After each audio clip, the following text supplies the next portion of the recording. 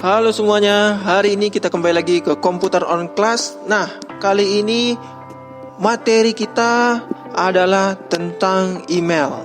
Oke, kita masuk saja ke materinya. Pengertian dari email. Nah, apa itu email? Email itu adalah suatu sarana untuk mengirim dan menerima surat atau pesan dengan format digital melalui jalur jaringan komputer dan internet. Pesan digital atau surat elektronik tersebut dapat dibuat dan dikirim ke alamat email lainnya dengan menggunakan komputer atau laptop dan juga gadget lainnya seperti smartphone, tablet yang terhubung ke internet. Nah, cara kerja email ini sebenarnya cukup sederhana, sama seperti ketika kita menulis surat kepada orang lain. Bedanya, dengan email kita bisa mengirim pesan lebih cepat dan dapat disertai dengan file tertentu yang ingin kita kirim juga. Nah, di gambar ini bisa kita lihat alur dari kerja dari email tersebut. Nah, di komputer pengirim kita membuka suatu email, penyedia jasa email nanti akan saya jelaskan juga. Nah, di new email message ini kita pilih to kepada, misalnya joko@gmail.com. Lalu from kita itu kita sebagai pengirim wowo@gmail.com. Nah, subjeknya itu biasanya subjek itu judulnya, kalau judulnya di salam dan isinya di bawahnya halo Joko, apa kabar di sana. Nah, setelah kita kirim email, itu email kita akan diteruskan mengirim pesan ke email server. Nah, dia akan diteruskan ke email server my server pengirim.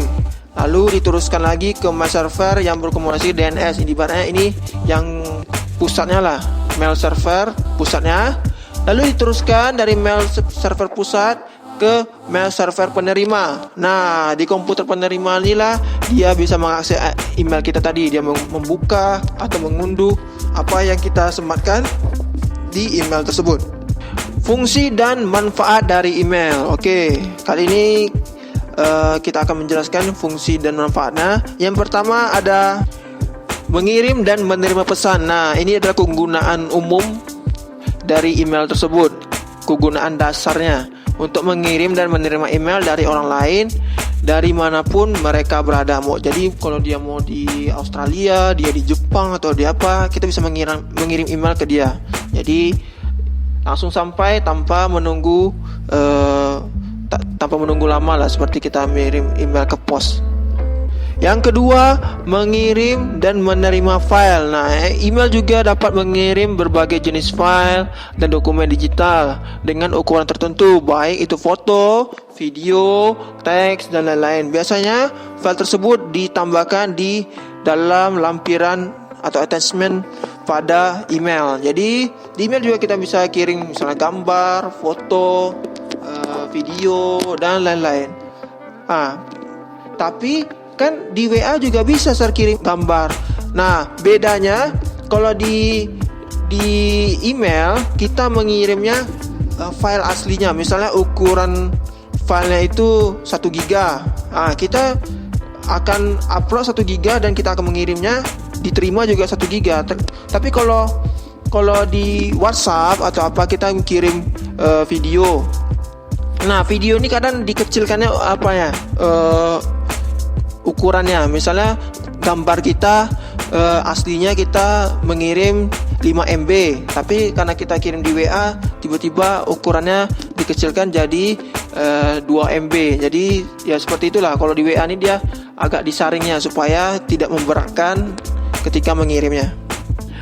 Yang ketiga, email untuk mendaftar di berbagai situs. Nah, sebagian besar layanan website saat ini membutuhkan email penggunaannya agar bisa melakukan aktivasi di website tersebut. Nah, mulai dari situs media sosial, situs e-commerce, game online, situs forum, dan berbagai layanan lainnya yang mengharuskan pendaftaran melalui email. Nah, seperti mendaftar Facebook, mendaftar Twitter, Instagram, kita harus punya email sebagai kalau kita ingin login atau memiliki akun di medsos tersebut. Nah, bisa juga untuk mendaftarkan. Itu juga kegunaan email.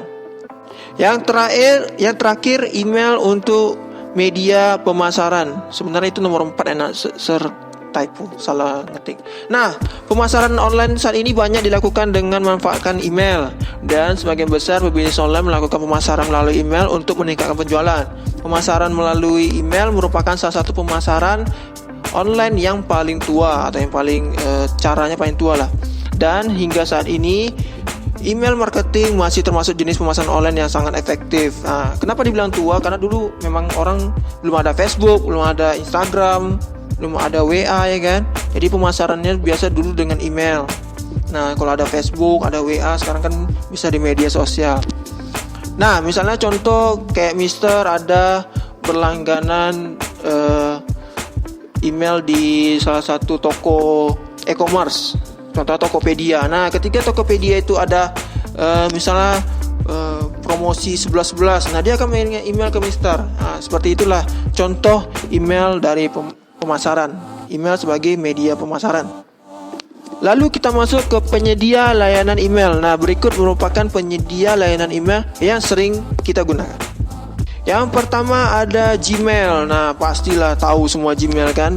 Nah, Gmail ini merupakan penyedia layanan email yang dimiliki oleh Google. Nah, biasanya kita memiliki misalnya yang HP Android itu, biasanya kalau mau download aplikasi atau Play Store, nah, kita harus ada Gmail.